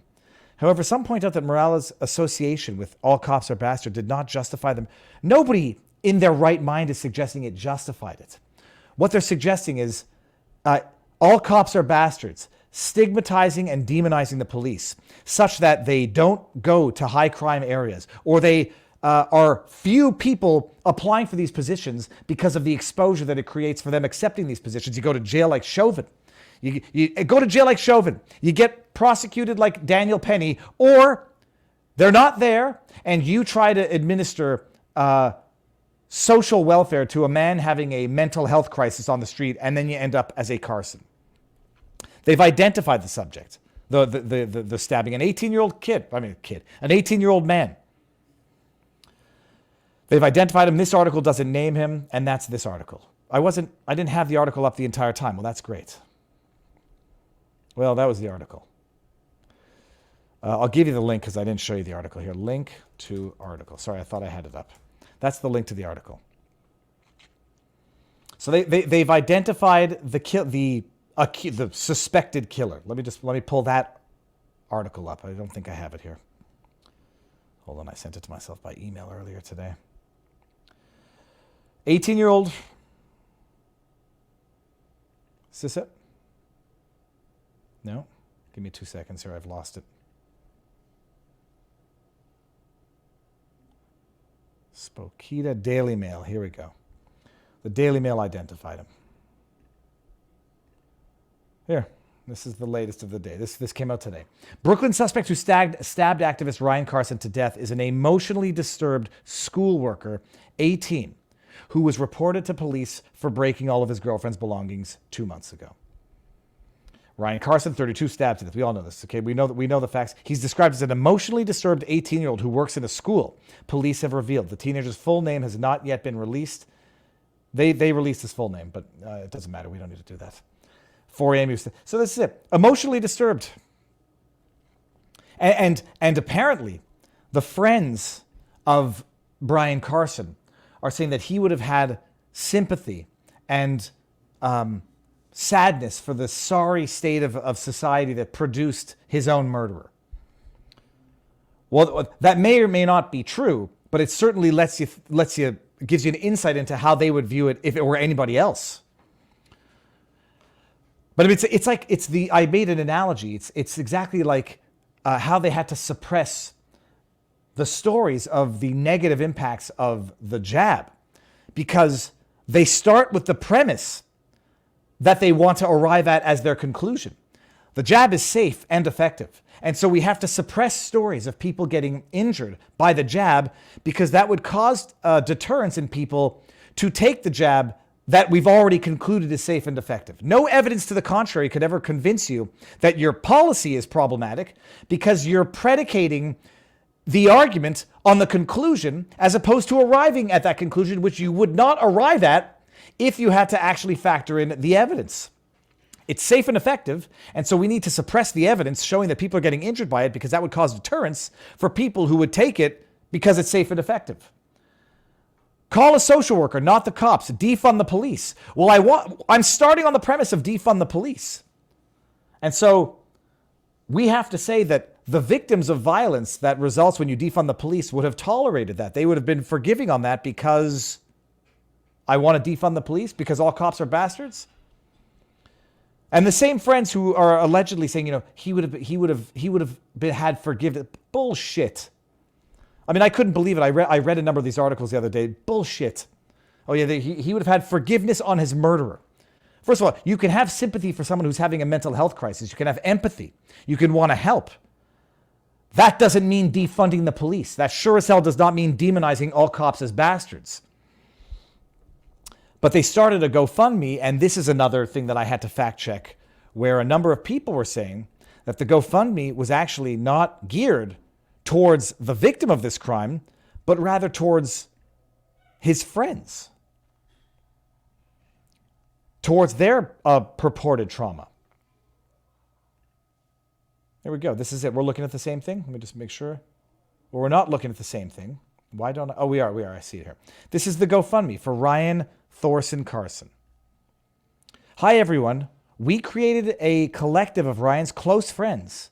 We are a collective of Ryan's close friends reeling from a brutal loss. We are asking for your help on behalf of his partner in easing the burden and stress of this horrifying situation so that we can have space and time to grieve. We can have space and time to grieve. And remember Ryan. Immediate needs are to offset the costs of working class people taking time off work to properly mourn. If you Google Ryan Carson, you'll hear and see about the tragedy that struck on early Monday morning. But if you look past the breaking news, you'll see news of his legislative victories. You'll probably find his social media accounts filled with thoughts and memories, and you'll find collections of his artistic works to date. We hope you find his thoughts on mutual aid, his works on advocacy and understanding his radical principles of community care, justice, and dismantling an individualized, profit-centered way of life are worth carrying forward in our community, in our own communities. It is this time of remembrance and healing that will allow for reflection. We thank you in advance for any material you support can provide. So the reports on the interwebs, why will not show me? The reports on the interwebs that this GoFundMe is in fact not for the victim's family, immediate family funeral needs, seem to be accurate. But it's an obscene perversion of ideology. The cops are bad, and they have to be defunded, even as crime goes up. And the very activists who promote this ideology fall victim to the consequences of it. But you can't second guess the ideology because the ideology is good. We've started off on that premise. And so these are just the victims of reform, I guess. That's the latest on that. They've arrested the guy, mentally disturbed. I don't think the girlfriend was in on it, as some people are hypothesizing. No one has any idea how one reacts under these circumstances. It's not even clear. They cut the middle part of the video out. It's not even clear that the girlfriend knew that he was stabbed and not punched necessarily, although I suspect it became clear relatively quickly. But even in all of this random act of horrific violence, it's almost as though the girlfriend's initial response was, keep an eye on the aggressor because he's the victim in all of this. Keep an eye on him, make sure he's okay. And I have my boyfriend bleeding to death on the street. My boyfriend, who's the victim of this aggressor, look after the aggressor, make sure he's okay with his mental health crisis. And, if we have time, I'll take care of my boyfriend who's bleeding to death on the street. Okay, Jules1533 says, I'd like to suggest a guest.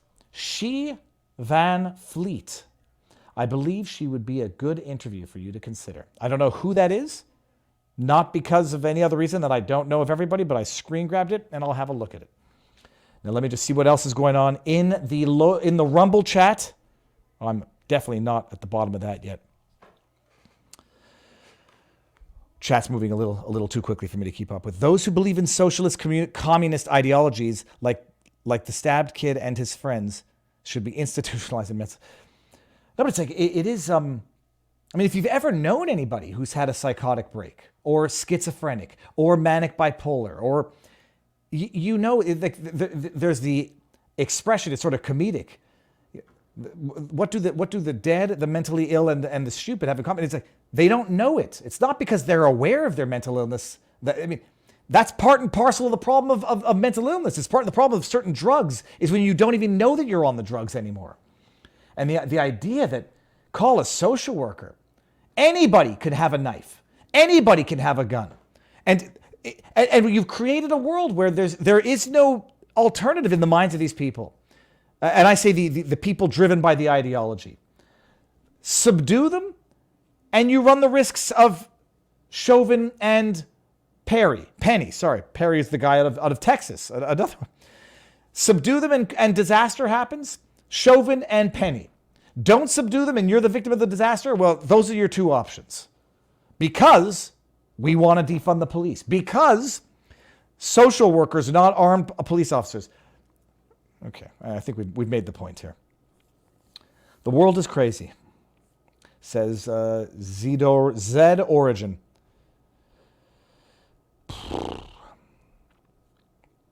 And then Faithless says they are denying these people the mental help they need in order to be kind to them.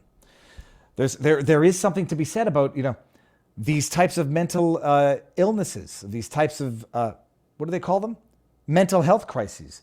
Well, when you want to legalize drugs and promote safe injection sites, and it's not to say that I'm necessarily for illegalizing all drugs, but when you want to promote the legalization of drugs and promotion of healthy, what do they call, safe injection sites, all this other stuff, decriminalize drugs, you are in fact exacerbating the very problem that you purport to want to be eliminating. You're going to find a lot more public mental health crises the more drugs you legalize, the more safe injection sites you create. But I mean, it's common sense. And we'll see what's happening. New York is going to shit. Philadelphia going to shit. Los Angeles going to shit. And I'll pick some cities in red states. Baton Rouge going to shit.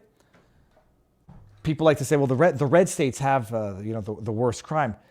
If we're doing that argument, the red states might have the worst crime in the big blue cities. But at some point, you can set the political blame aside and just go to the ideology. Secure the goddamn border. Stop with the influx of drugs.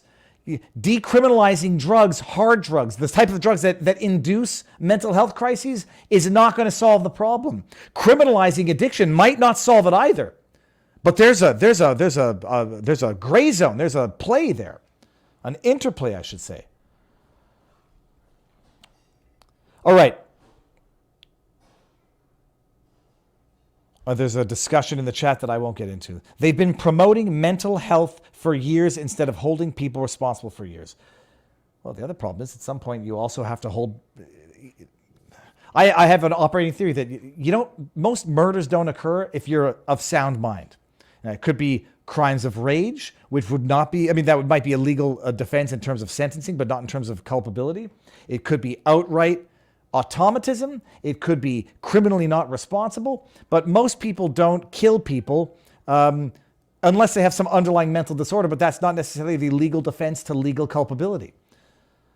But my goodness, when we live in a society that actually promotes, encourages, and valorizes mental illness, not that it should be stigmatized, but that it should be treated and not encouraged and not valorized.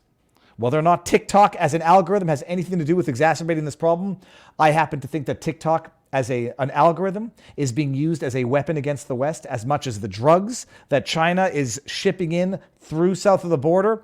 It's a war being waged against the West. It's a war that's claiming the lives of fighting aged males more than others.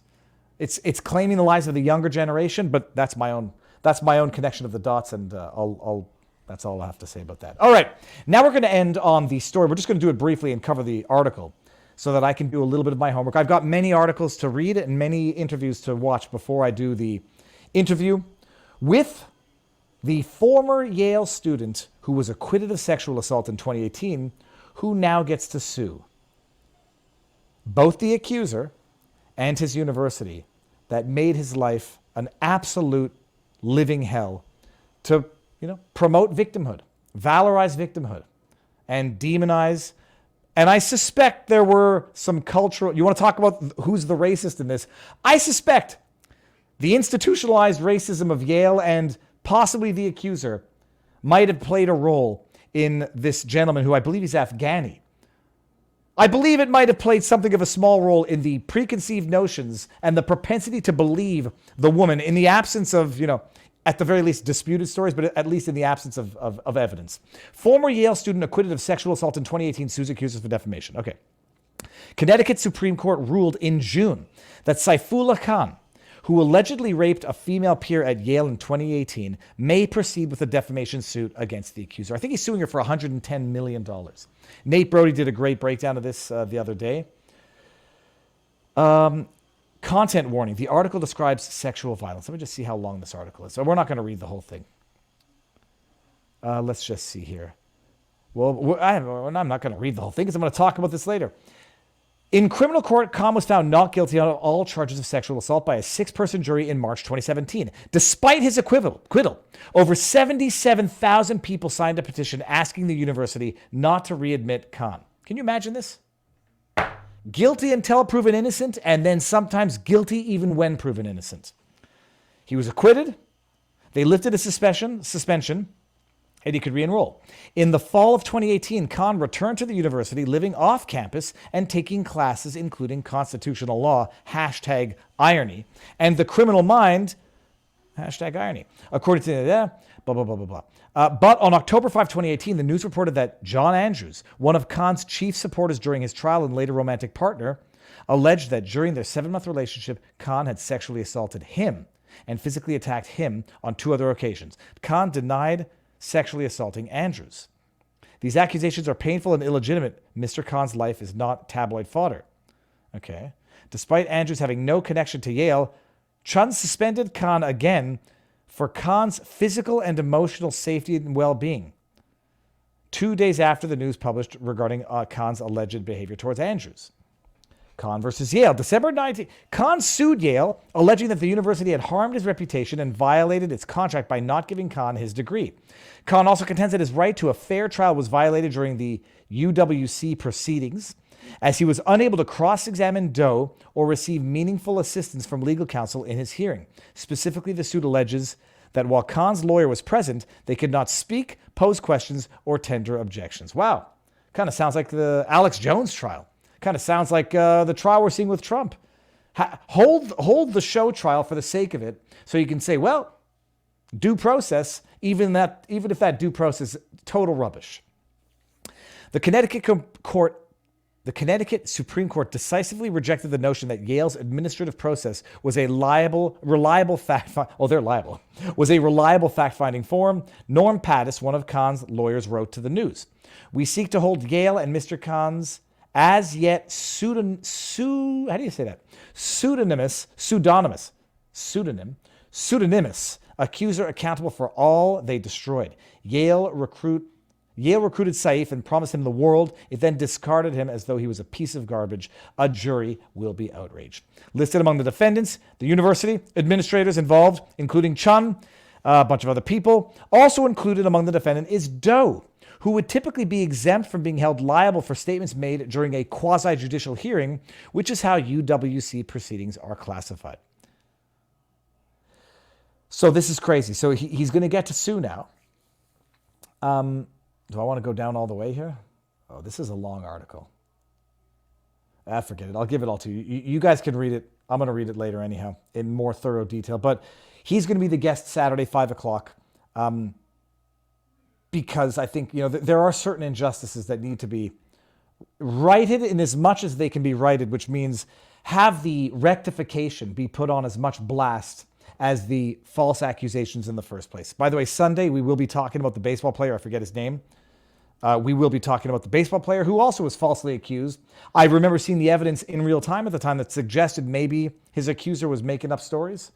But, you got to believe all women, even when there's hard evidence and good reason to suggest that they're lying. Link to article right here. So I gave everyone the link there, and I'll give the link in vivabarneslaw.locals.com. Now, I think that covers everything that we wanted to talk about today. I hope you've all had an interesting time. The Kevin McCarthy's ousting, that's all from yesterday. Okay, I think we've done everything.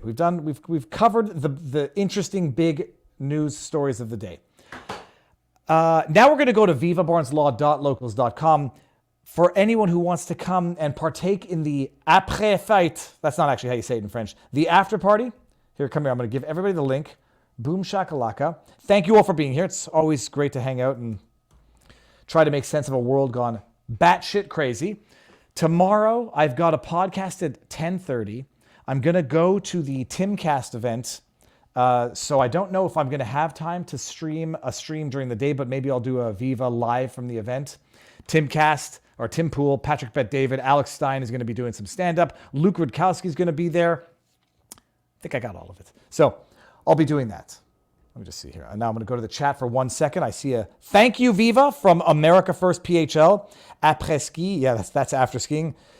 Another awesome show. Thank you, says Hoppity Hooper. Well, thank you very much. Pop. Okay, look, I like seeing good show because I've lost all ability to criticize. Well, I've lost all ability to assess myself favorably. So I only look at myself and criticize myself harsher than any troll on Twitter. These stupid trolls on Twitter think they insult me by saying stupid things. Dude, I'm harder on myself than any troll out there. Thanks, Viva. Okay, awesome. So if you are so inclined, that's not Locals. Is it Locals? That might have been Locals. Get your butts over to Locals. We're going to have an after party. Is this it? Yale Daily? No, what is my problem here? I'm copying and pasting. Oh, I've got to refresh Locals is the problem. I had put the article header in there. Let me give you all the link. Not that link to Locals. Link to Locals. And then I'm going to go play with the kids and maybe try to find a place to go fishing. Oh, dude, you're one of the best, says America First. And Irish Marine says, nah, you're cool, bro. Good. Thank you. If you weren't talking to me. I'll choose to believe you were talking to me. vivabarneslaw.locals.com. I've got some news. I've run a poll. I've run a poll. We have run a poll in Locals. And I will be reading the results and confirming that I will be abiding by the results. So come on over to vivabarneslaw.locals.com. I'm typing too fast. It won't let me chat again. All right, ending on Rumble. Get your butts over to Locals if you're so inclined. Otherwise, I'll see you tomorrow. Thank you all for being here. Enjoy the day and peace out, peeps. Booyah. All right, now we're on Locals. Bill, I haven't checked the results in a little while, but I don't think the results are going to change much. Let me refresh here.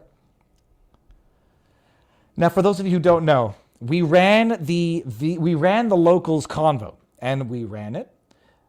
I randomly selected number 7, notified the winner. I call him the winner. It feels a little lofty to describe it as a winner.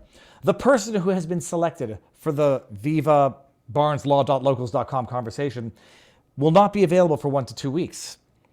So I put in as a poll on Locals. To the extent it's all gotten messed up. Oh, my app just crashed. Do we just scrap it, and does everyone just want to see Bill Brown? I think I know the answer. And if I said I'll abide by the poll because it's not me. I am not arbitrarily picking someone that I want to pick. Just so everybody knows, I have not yet voted. Let me just make sure I can show you this. Oh, hold on. I can't see this. I have not yet voted. I don't know that I can see. Can I just see the results? 172 people have voted. And it is unanimous. Hold on. How do I click on this? It's unanimous. I just clicked yes, but that's 86% Bill. So Bill Brown, I'll email you. And because, dude, I got questions. I need to know everything. Going back to your service, going back to your childhood, and then all the way up to Templeton. And whether or not you get offended when I make jokes about eating your pets after they have served their purpose. I want double feature Bill and His Royal Highness. That's from Joff. Don't be shy, Bill Brown. It seems you have an interesting life. Do tour us through the barn to meet Templeton. That's from Mandalici, to which Bill Brown says, oh, I said I'd do it. I will. I'm a man of my word. Booyah. How many locals convos have there been? I think I may have seen 1 or 2. There have been 4. And I tried to put them in a separate category. I'll have to try to do that again. I want to know who voted redraw. That came from Laney Ma and Barbara C. Okay, so that's it, Bill. It's done. If you're looking right now, I can't see you, but I know that it looks like I'm looking right at you as it does everybody else who's watching. Bill, I'll email you. I cannot share my cell number in that way. Okay, now I'm going to go to the tips in locals, and then maybe the kid's going to come in here and harass me a little bit, but whatever. Bill Brown, you sent a $1 tip. Short? You really got to hand it to, quote, short people, end quote, mainly because they can't reach it. Bada bing, bada boom. That's a Bill Brown meme. Now, we've got one from, hold on, what is this? How do I get out of here? We've got one from DTQC, sent a $1 tip. Yes, that's a chicken with a diaper. Don't ask why.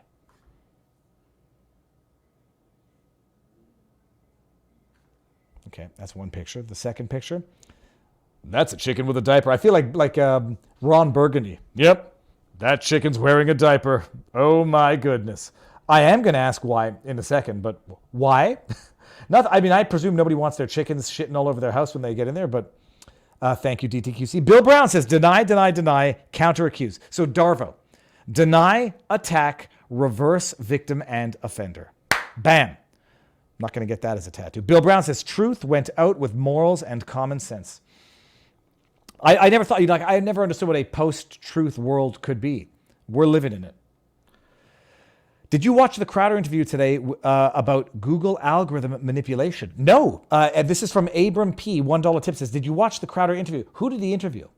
It wasn't with Pavlovsky, because I know the Rumble is suing Google. They're in discovery, as far as I understand.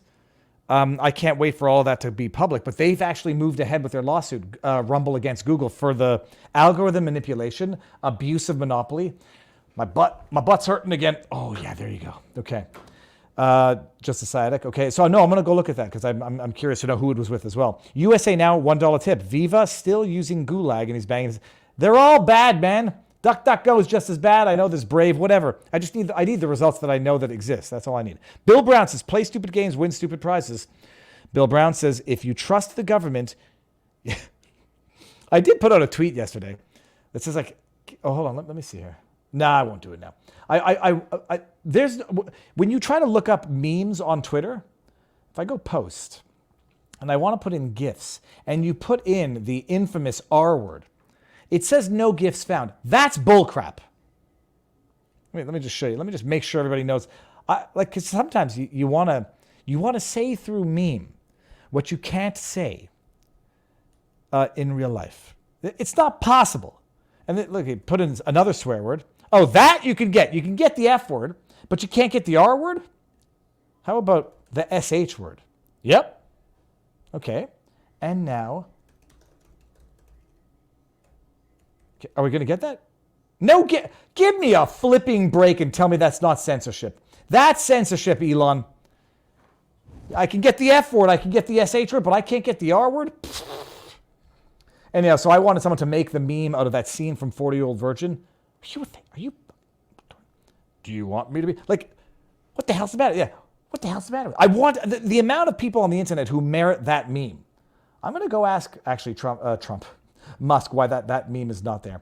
All right, so then we got Ginger Ninja says, my phone never notified me you were going live. Not locals, not Rumble, not YouTube. When did you go live? Dude, like an hour ago, but at 2 o'clock. But have you downloaded the app, Ginger Ninja? I doubt Rumble is censoring me. But you never know. Crazy things. I'm joking. Okay. Let me see something here. See, I got the notification in my email for the live. My phone. Then we got Stephen Britton says Dr. Robert Epstein. Okay, I'm gonna look at that. And then Michigan Winter's Days, who was one of our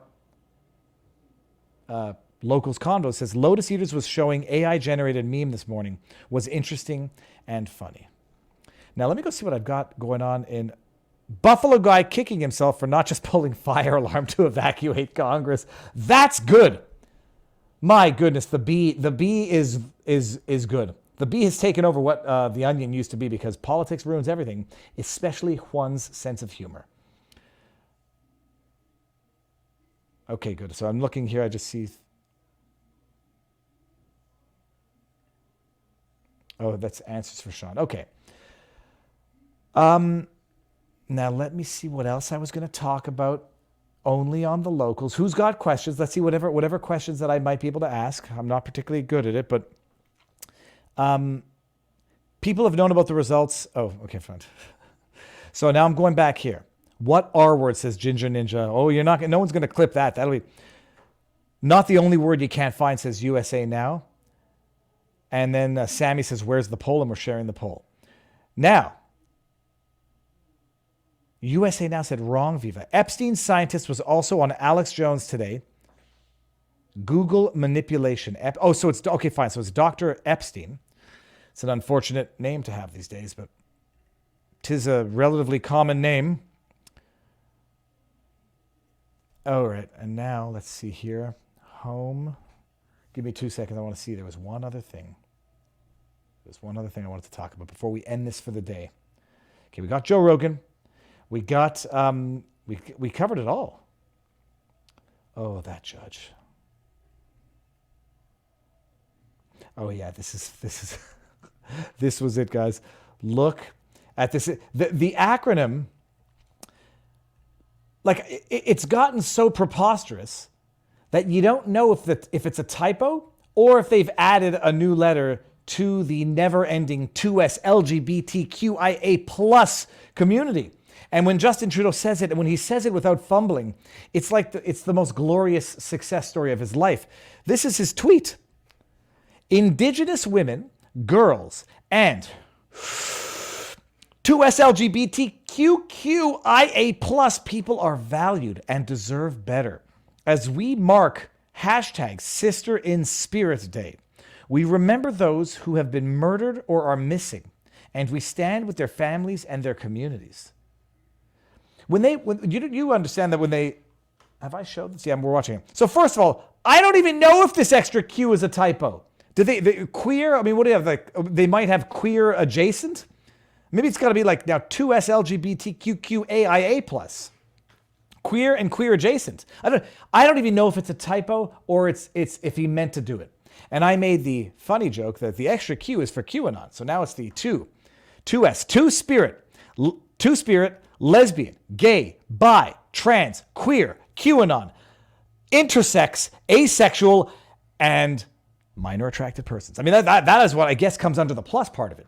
The plus, if the plus is for anything and everything else, tell me what it doesn't include. And if the plus can cover everything and everything else, why not just have LGB plus? It's so insane and asinine. I mean, you don't even know it's a typo anymore. Now I had another thing to say about that. Oh yes, the genocide. Indigenous Genocide Canada. Like he's saying, they stand with the Indigenous who have been murdered. When they qualified the murder and disappearance of Indigenous women genocide, which typically suggests it's being done by another race or another nationality that wants to exterminate that particular group of peoples. Canada's colonial genocide of Indigenous people, this is not the right one. There was a report that came out that qualified the death and murder and disappearance of Indigenous women as genocide, cloaking or discreetly hiding the fact that the perpetrators of the murder, for the most part, are Indigenous men. And you have this godforsaken evil man, Justin Trudeau, who has never found a victim too fragile, too frail, too weak to exploit. And the other part of the Indigenous genocide, the residential schools, which was the assimilation of the Indigenous by assimilating them into the schools. And I say this, like whether or not there's any argument for it. that was what they apologized for. That was the purpose of the schools to, as Trudeau's father said, the only way for Indigenous people to exist in Western Canada is through assimilation. The people perpetrating this were Trudeau's own father and prior Canadian governments and Indigenous men themselves on reserves. But Trudeau comes out and the victims of violence within the communities and government violence, he now gets to parade around for his own political purposes. That is what you call absolutely disgusting. As is Justin Trudeau, l'homme le plus dégueulasse qui aurait jamais existé dans l'histoire de Canada, the most disgusting man that has ever existed in the history of Canada. Okay, I'll read some comments and then we're going to end this. Auntly says, Jamie Dimon of JP Morgan is the banker funding Jeffrey Epstein and is a protected person. Investigation required. And then we've got some rhinos being taken down and Matt Gaetz. I won't share that because that could have violent connotation that people might misunderstand. The plus means sex positive, I think. I don't even know what sex positive means, Steve Britton. Why have the LGB? Why not just the plus? Not just that. How do you have the T when you have the B? How can you be trans when you say by definition bi means you're one or the other? I guess you can be transsexual. Oh, and then Bill Brown says, men are from Mars, women are from Venus, all the rest are from Uranus. Yeah, maps. Minor attracted persons. I was watching another one of these police interrogations, and apparently the guy was relatively well known. It was in Xenia, Ohio, and they got a minor attracted person who was trying to actually kidnap a girl from school, pretending to be her father. And they played the whole investigation, the police interrogation. And it's another one of those amazing situations where police actually do their jobs well, and they have to deal with the parents of the girl who are flipping their shit, and understandably so. And it's like, man, you start watching these things, they're like 35, 40 minutes long, and they're intriguing. They are engaging. Then this individual, I'll see if I can find the video and share it around. The man then, in interrogation, turns around and tries to stab the police officer in the interrogation room. Xenia, Ohio, pedophile. I mean, that's going to get it. This guy right here, his name is...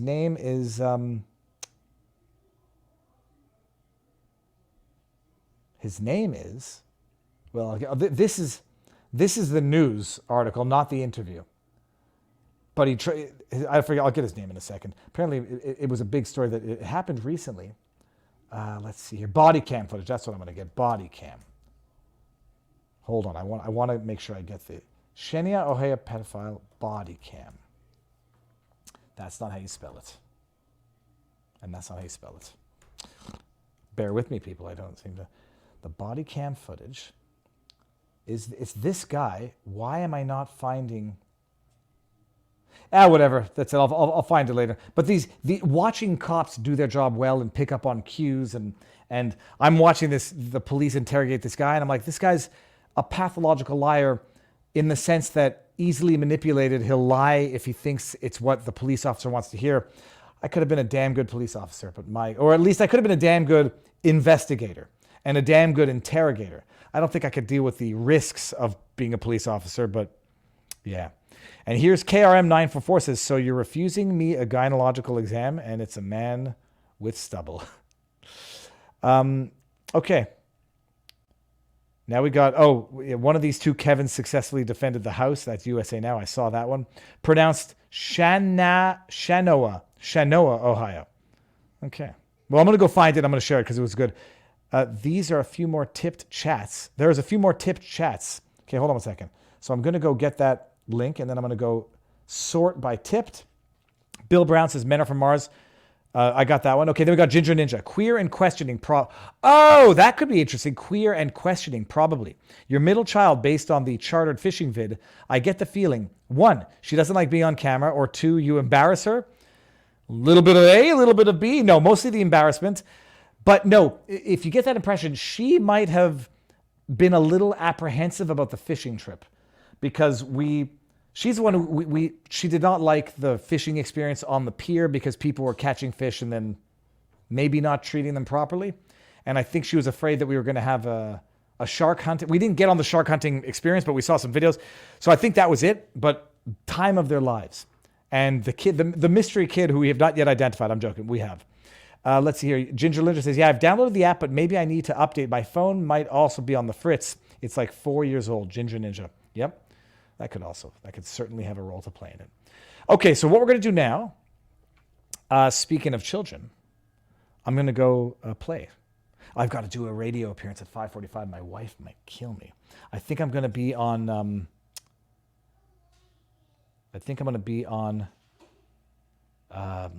what's his name?